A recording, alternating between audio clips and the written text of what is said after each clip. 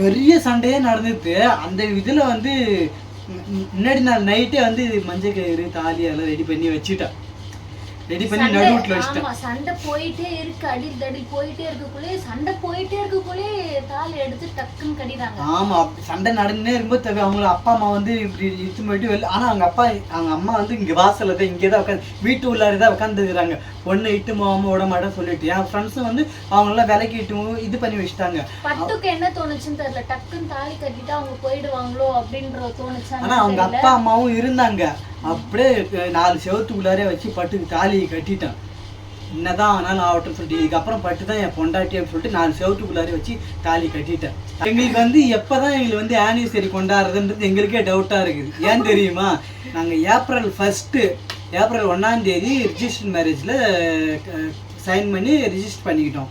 அப்புறம் ஜூலை 4 அதில் வந்து பட்டுக்கு தாலி கட்டிட்டேன், கிரிக்கு தாலி கட்டிட்டேன். செப்டம்பர் 4 நாங்கள் ரிசப்ஷன் வச்ச டேட்டு. இந்த 3 டேட்டில் எந்த டேட் வந்து எங்களுக்கு வந்து ஆனிவர்சரியாக கொண்டாடலாம் அப்படின்னு நீங்களே சொல்லுங்க. Hello friends, welcome back to our channel. Friends எல்லாரும் வந்து தம்ப்நெயில் பார்த்துட்டு தான் வந்து வீடியோவில் நிறைய வந்திருப்பீங்க. இதுக்கு முன்னாடி 2 பார்ட் லவ் ஸ்டோரி இருக்குது. அதை வந்து வீடியோ எண்டில் வைக்கிறோம். அதை பார்த்துட்டு பாருங்கள், இதை பார்த்துட்டு கூட அதை பாருங்கள். அப்போ தான் வந்து உங்களுக்கு நல்லா புரியும். இதுல வந்து இந்த vlog எதுக்குன்னா Valentine's Day. First of all எல்லாருக்கும் வந்து ஹாப்பி வேலண்டைன்ஸ் டே. எல்லாருக்கும் வந்து காதலர் தின நல்வாழ்த்துக்கள். யாரெல்லாம் எங்களை நேசிக்கிறீங்களோ அவங்க எல்லாருக்குமே இந்த விஷ் வந்து போய் சேரும். எல்லா சிஸ்டருக்கும், பிரதருக்கும், மாமாக்கும், அப்பாவுக்கும் எல்லாருக்குமே. ஸோ லவ்வர்ஸ்க்கு மட்டும்தான் இது சொல்லணும்ன்ற இது கிடையாது. யார் ஒருத்தவங்க அன்பு பாசம் அதெல்லாம் வச்சிருக்காங்க அது அவங்களுக்கும் போய் சேரும். ஆமா இந்த நாள் வந்து அவங்க எல்லாருக்குமே தான். ஆமா சோ அது அப்பாவுக்கு சொல்லலாம், அம்மாவுக்கு சொல்லலாம், அண்ணாவுக்கு சொல்லலாம், அக்காவுக்கு சொல்லலாம். லவ்வர்ஸ் டே அப்படின்னா என்னது, யார் ஒருத்தவங்க மேல பாசம் வச்சிருக்காங்களோ அதுதான் லவ். சரி, ஆல்ரெடி பார்ட் 1 பார்ட் 2 நீங்க போயிட்டு பாருங்க. பார்க்காதவங்க வந்து எண்ட் ஸ்கிரீன்ல வந்து நாங்க அதை அட்டாச் பண்றோம். நீங்க அதை பார்த்துட்டு தான் பார்ட் 3 வந்து நீங்க பார்க்கணும். ஏன்னா வந்து இத பார்த்து ஒரு மைண்ட் ஃபிக்ஸ் பண்ணிக்கோங்க. அதுக்கு முன்னாடி இதெல்லாம் நடந்துருக்குன்னு அதையும் பாருங்க. ஆமா இப்போ நாங்க வந்து பார்ட் 1 பார்ட் 2 சொல்லல. அதுல என்னென்னலாம் நடந்துச்சு, அதுக்கப்புறம் பார்ட் 3 ஒரு ஸ்டோரி இப்ப சொல்ல போறோம். அது வந்து எதுல முடிச்சோம்னாக்கா, நாங்க வந்து ரிஜிஸ்டர் மேரேஜ் பண்ணோம். ரிஜிஸ்டர் மேரேஜ் பண்ணதுக்கு அப்புறம் என்னெல்லாம் நடந்தது ஸ்டோரி. இது அந்த ஃபுல் ஸ்டோரியே ஒரே எப்படின்னா ஒரே வீடியோல ஒரே எபிசோடா காட்ட முடியாது. அது ஒரு சொல்லணும்னா அது ஒரு நாள் ஃபுல்லா சொல்லலாம். ஆனா இந்த மாதிரி லவ் ஸ்டோரி எல்லாருக்குமே நடந்திருக்குமா என்னன்னு எனக்கே தெரியல. ஆனா ஒவ்வொருத்தவங்களும் ஒவ்வொரு மாதிரி ஸ்டோரி இருக்கும். அவங்க ஏதாவது பண்ணியிருப்பாங்க, அவங்க வீட்டில் ஏதாவது பண்ணியிருப்பாங்க. ஆனால் எங்கள் லவ் ஸ்டோரியில் நடந்த மாதிரி நடந்திருக்கு. ஏன்னா வந்து பட்டு வந்து ரிஜிஸ்டர் மேரேஜ் பண்ணி அவங்க டைவர்ஸ்க்கு கையெழுத்து போட்டு சரி ஓகேங்க. எங்களுக்கு வந்து எப்போதான் எங்களுக்கு வந்து ஆனிவர்சரி கொண்டாடுறதுன்றது எங்களுக்கே டவுட்டாக இருக்குது. ஏன் தெரியுமா, நாங்கள் ஏப்ரல் 1 ரிஜிஸ்டர் மேரேஜில் சைன் பண்ணி ரிஜிஸ்டர் பண்ணிக்கிட்டோம். அப்புறம் ஜூலை 4 அதில் வந்து பட்டுக்கு தாலி கட்டிட்டேன், கிரிக்கு தாலி கட்டிட்டேன். செப்டம்பர் 4 நாங்கள் ரிசப்ஷன் வச்ச டேட்டு. இந்த 3 டேட்டில் எந்த டேட் வந்து எங்களுக்கு வந்து ஆனிவர்சரியாக கொண்டாடலாம் அப்படின்னு நீங்களே சொல்லுங்க. என்ன பொறுத்த வரைக்கும் ஜூலை 4 தான். சரி, அது அவங்களே சொல்லட்டுமே. சரி ஓகே. காசு பணம் இருந்தா நாங்க ஸ்டோரி எதை ஸ்டார்ட் பண்ணலாம்னா, இந்த ரிஜிஸ்டர் மேரேஜ் நடந்துச்சு இல்லையா, ஃபர்ஸ்ட் எங்களுக்கு ரிஜிஸ்டர் மேரேஜ் நடந்ததுக்கு அப்புறம் தான் இந்த ஸ்டோரியை கண்டினியூ பண்ண போறோம்.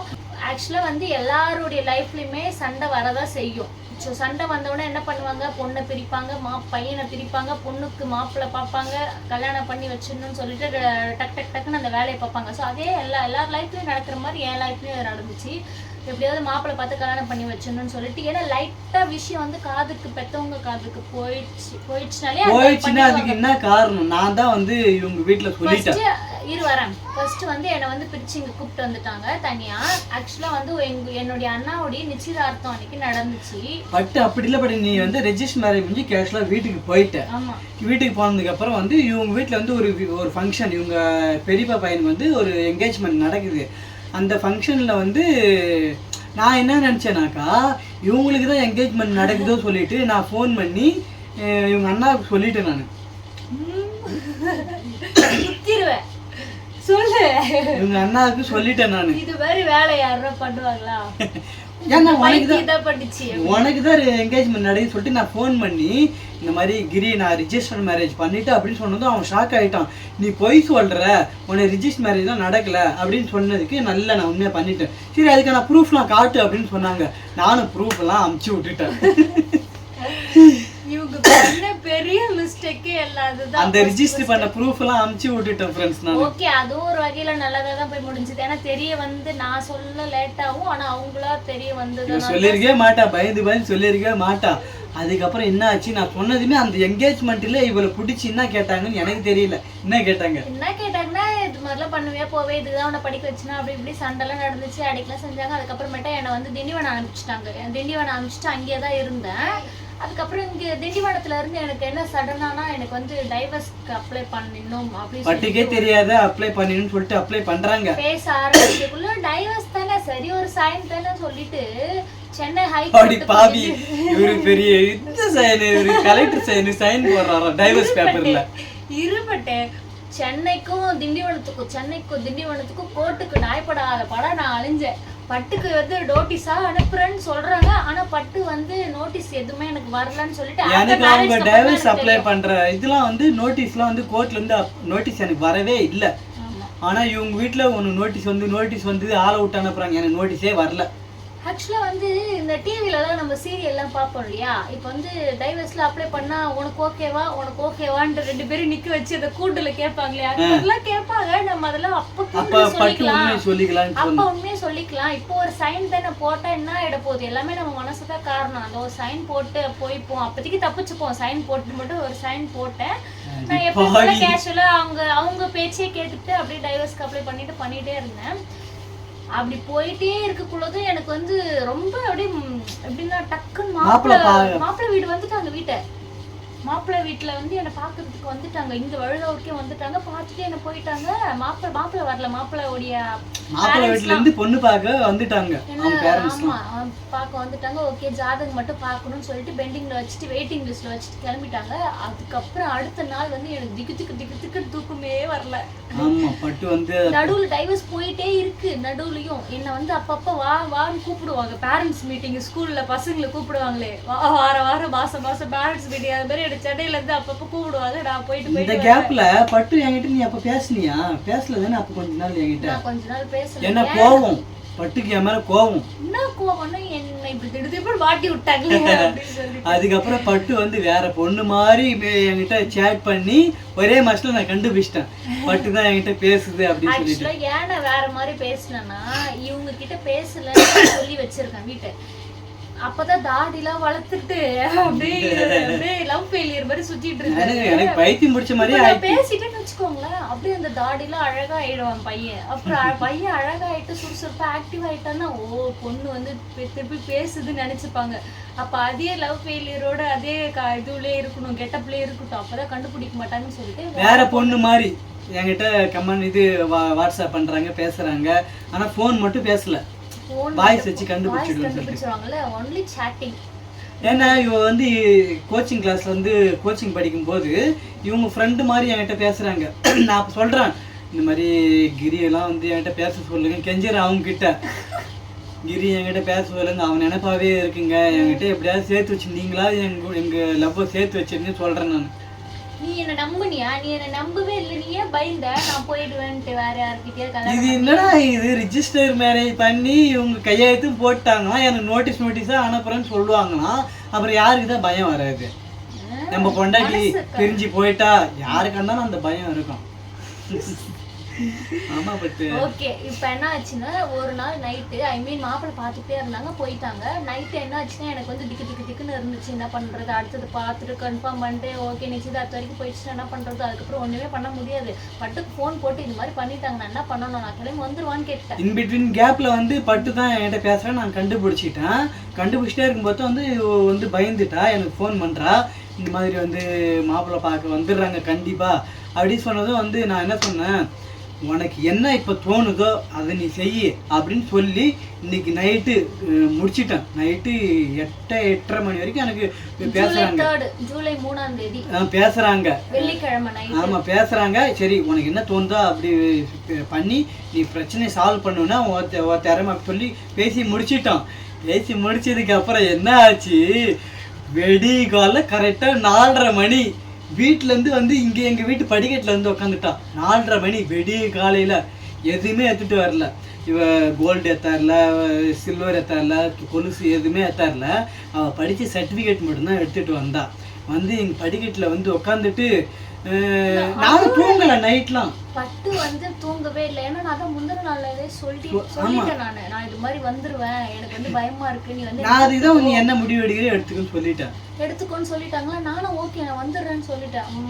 அதுக்கப்புறம் என்ன பிரச்சனை நடக்கும், இது அடிதடியில் எதுவுமே நான் யோசிக்கல. வந்துடுறேன்னு சொல்லிட்டு கிளம்பி நான் மட்டும் வந்துட்டேன். ஒரு 2 ட்ரெஸ் மட்டும் எடுத்துட்டு வந்தேன் மாட்டிக்கிறதுக்கு, அவ்வளவுதான். வேற எதுவுமே சர்டிஃபிகேட்டும் 2 ட்ரெஸ் மட்டும் எடுத்துட்டு வந்தேன். அதை கூட முந்தின நாள் நைட்டு எடுத்து வச்சிட்டேன் எல்லாரும் தூங்கினதுக்கு அப்புறம். நானும் தூங்கவே இல்லை. என்ன பட்டு மாவுல பார்க்க வராங்க. இவ வேற நான் வந்துடுவேன்னு சொல்லிட்டேன். நான் அதுக்கு உனக்கு என்ன பண்ண தோணுதோ அதை பண்ணிக்க சொல்லிட்டேன். அப்புறம் எனக்கு எப்படி தூக்கம் வரும்? நானும் மூச்சு இருக்கிறேன். நான் எப்பவுமே அந்த கோயிலில் தான் இருப்பேன். அப்பயும் கோயிலுக்கு வருவேன்னு சொன்னா சரி சும்மாவா பொய்யன்னு சொல்லிட்டு நான் அந்த கோயிலில் தான் வெயிட் பண்ணுறேன். பட்டுன்னு இருட்டில் அம்மாட்ட ஏன்னு நடந்து வந்துட்டா. சரி அவன் கையை இப்படி பிடிச்சி நானும் இட்டாந்து படிக்கட்டாண்ட விட்டுட்டேன். படிக்கட்டிலே உக்காந்துட்டான். உள்ளே வந்து அம்மா எழுப்புறேன். அம்மா கிரி வந்து உட்காந்துருக்குன்னு சொல்கிறேன். அம்மா எழுந்து உட்காந்துட்டாங்க. அப்பா திடீர்னு ஏந்து இது யாரா இது படிக்கட்டில் போய் அப்பா பயந்துட்டாரு. ஐயோ அதுக்கப்புறம் எல்லாரும் பக்கத்துல உட்காந்து பேசினே எல்லா தலைமையில கையை வச்சுட்டு இப்படியே உட்காந்துட்டேன். ஆமா இவங்க அப்பா வந்து நைட்டு 3:30 மணிக்கெல்லாம் வந்து டீ ஆத்துறதுக்கு கடைக்கு போயிடுவார். இவ வந்தது 4:30 மணி. அதுக்கப்புறம் இப்போ நாங்கள் பேசிட்டோம்னு சொல்லிட்டு நாங்கள் இங்கே பேசிட்டு இருக்கோம். என்னதான் நடக்குதுன்னு நடக்கட்டும் அப்படி சொல்லிட்டு நாங்கள் இங்கே பயத்துல அம்மா பயம் அப்படியே வயிற்றுல புளியை கரைக்குதுன்னுவாங்கல்ல. எங்களுக்கு வயிற்றுல புளியை கரைக்கல, உள்ளார பயம் மேல பயம். அப்படி வெயிட் பண்ணி உட்காந்துருந்து விடிய விடிய விடிய மணி கரெக்டா 6 ஆச்சு. கரெக்டா 6 ஆச்சு. 6:30 மணிக்கு ஒருத்தரா வர ஆரம்பிச்சாங்க. இவங்க அப்பா வந்தாரு. அப்பா வந்து வெளியில நின்னுட்டாரு, ரோட்டு வெளியில நின்னுட்டாரு. கரெக்டா தெரியும் எல்லாருக்குமே. காரணமா என்ன இங்கதான் வந்திருப்பேன்னு சொல்லிட்டு கெஸ் பண்ணிட்டு நேரா இங்கதான் வந்தாங்க. வந்த உடனே என்ன கூப்பிட்டாங்க. நான் வரவே இல்லை. அவங்களும் உள்ள வந்துட்டாங்க. உள்ள வந்துட்டாங்க. பிடிச்சி இழுக்கிறாங்க, பட்டை பிடிச்சி இழுக்கிறாங்க. நான் என்ன பண்ணேன், கதவு டோரு, அந்த கதவு டோரிய கையை வெட்டிச்சு தெரியுமா, ரத்தம் வந்துச்சு. நான் டோர்ல இருக்கிற அந்த இது பிடிச்சிக்கணும், இந்த பக்கம் ஜன்னல்ல பிடிச்சிக்கணும். பட்டு முன்னாடி அவங்க அப்பா, அவங்க அம்மா, அவங்க ஆயா, அவங்க வீட்டாண்டதுக்கு 2-3 பேர் பிடிச்சி இருக்கிறாங்க. நான் இப்படி பிடிச்சிக்கணும். நான் விடவே இல்லை. இருந்தாலும் எங்கள் அம்மா கிட்ட வந்து எங்கள் அம்மாவும் பட்டு என் பின்னாடி இருக்கிறாங்க. நான் இப்படி பிடிச்சிக்கணும். பட்டு வெளியிலே விடவே இல்லை. அதுக்கப்புறம் நான் என் ஃபோனு அம்மா கிட்ட வந்து ஃபோன் பண்ணியம்மா ஃபோனை போடுவோன்னு சொல்லிட்டு இப்படி பிடிச்சின்னு அப்படியே இப்படி கிரி தான் ட்ரை பண்ணுறான். என் ஃப்ரெண்டுக்கு ஃபோன் பண்ணான். ஆத்தின்ற ஒரு ஃப்ரெண்டுக்கு ஃபோன் பண்ணி இந்த மாதிரிடா அவங்க வீட்டிலேருந்து வந்து இட்டு போகிறாங்க, ட்ரை பண்ணுறாங்க, நான் விடலடா, இதுக்கு மேலே என்னால் ஒன்றுமே பண்ண முடியாது, நீங்களாம் வந்துடுங்கன்னு சொன்னதுக்கு அப்புறம் என் ஃப்ரெண்ட்ஸ்லாம் இங்கேருந்து ஒரு 10 பேர், இங்கே இருக்கிற ஃப்ரெண்ட்ஸ் ஒரு 10 பேர், அப்புறம் வெயிட்டு வெளியில் ஒரு 50 பேர் நிற்கிறாங்க. பட்டுவை பிடிச்சி நீங்கள் எதுக்கு இங்கே இழுக்கிறீங்க, நீங்கள் முதல் வந்து பொண்ணு உங்களுக்கு விருப்பம் தான் கூட்டு போங்க அப்படின்னு சொல்லிட்டு பிடிச்சி இழுத்து ஒரு பருத்தி அந்த ஒரு சண்டை, எப்படி தெருவில் ஒரு சண்டை நடக்குது, பொண்ணுக்கு விருப்பம் தான் இட்டு போங்க அப்படின்னு சொல்லிட்டு அவன் மேலே கையை வைக்காத சொல்கிறாங்க. அதுக்கப்புறம் என்ன ஆச்சுன்னா வச்சுக்கா, பெரிய சண்டையே நடந்துட்டு அந்த இதில் வந்து முன்னாடி நாள் நைட்டே வந்து மஞ்சள் கயிறு தாலி எல்லாம் ரெடி பண்ணி வச்சுட்டான். ரெடி பண்ணி நடுவுட்ல வச்சிட்டேன். சண்டை போயிட்டே இருக்கு, அடில் தடில் போயிட்டே இருக்குள்ளே, சண்டை போயிட்டே இருக்குள்ளே தாலி எடுத்து டக்குன்னு கடிறாங்க. ஆமா சண்டை நடந்துனே இருக்கும்போது அவங்க அப்பா அம்மா வந்து இப்படி இட்டு போயிட்டு வெளில, ஆனா அவங்க அம்மா வந்து இங்க வாசல்ல தான் இங்கே தான் உட்காந்து வீட்டு உள்ளார தான் உட்காந்துருக்காங்க. பொண்ணு இட்டு போகாம விட மாட்டேன்னு சொல்லிட்டு என் ஃப்ரெண்ட்ஸும் வந்து அவங்களாம் விலைக்கு இட்டு இது பண்ணி வச்சுட்டாங்க. பட்டுக்கு என்ன தோணுச்சுன்னு தெரியல, டக்குன்னு தாலி கட்டிட்டு அவங்க போயிடுவாங்களோ அப்படின்ற தோணுச்சு. ஆனா அவங்க அப்பா அம்மாவும் இருந்தாங்க. அப்படியே 4 செவத்துக்குள்ளாரே வச்சு பட்டுக்கு தாலியை கட்டிட்டான். என்னதான் ஆனாலும் ஆகட்டும் சொல்லிட்டு இதுக்கப்புறம் பட்டு தான் என் பொண்டாட்டி அப்படின்னு சொல்லிட்டு 4 செவத்துக்குள்ளாரே வச்சு தாலி கட்டிட்டேன். தாலி கட்டுற அன்னைக்கு வந்து சனிக்கிழமை ஜூலை 4 தாலி கட்டியாச்சு. அதுக்கப்புறமேட்டு அவங்களும் எழுந்து போயிட்டாங்க. அதுக்கப்புறம் என்ன நடந்துச்சுன்னா போலீஸ்லாம் வந்து டைரக்டா கண்டமங்கலம் போயிட்டோம். போலீஸ்லாம் என் ஃப்ரெண்ட்ஸ் போலீஸ்லாம் ஃபோன் பண்ணிட்டாங்க. இந்த மாதிரி ஒரு கல்யாணம் இப்போ அன்றைக்கி ஆயிடுச்சு, அவங்க அப்பா அம்மாலாம் வந்து பிரிக்கிறாங்க அப்படின்னு போலீஸ்லாம் வந்துச்சு. போலீஸ் வந்து எங்களை இட்டு போகிறாங்க, போலீஸ் ஸ்டேஷன் கிட்டுட்டு போகிறாங்க. அவ்வளோதான். போலீஸ் வண்டி முன்னாடி போகுது, நாங்கள் பின்னாடி போகிறோம். எங்கள் பின்னாடி பசங்க இப்போ ஃப்ரெண்ட்ஸ்லாம் வராங்க, அப்புறம் இவங்களுடைய பேரண்ட்ஸும் வராங்க. எப்பா இதுதான் பார்ட் 3. ஓகேவா? இது மாதிரி த்ரில்லாவோ இல்லை எப்படின்னா வந்து ஒரு எப்படின்னா பயங்கரமா ஒரு அடி தடி தமால் டுமில்ன்ற ஒரு லைஃப்ல யாருக்குமே இது மாதிரி நடந்திருக்குமான்னு எனக்கு தெரியல சத்தியமா. எங்க லைஃப்ல தான் இது மாதிரிலாம் நடந்திருக்குமா இல்ல வேற யாருன்னா உங்க லைஃப்லயாவது நடந்திருக்கான்னு எனக்கு கமெண்ட் பண்ணுங்க. இந்த போலீஸ் ஸ்டேஷன்ல என்ன நடந்தது, இப்போ நாங்க எப்படி சந்தோஷமா இருக்கிறோம்ன்றத பார்ட் 4ல காமிக்கிறோம். இந்த வீடியோ வந்து மிஸ் பண்ணாம பாருங்க. பிடிச்சிருந்தா மறக்காம லைக் அண்ட் ஷேர் பண்ணிக்கோங்க. அப்படியே நம்ம சேனலை சப்ஸ்கிரைப் பண்ணிக்கோங்க. Bye bye by.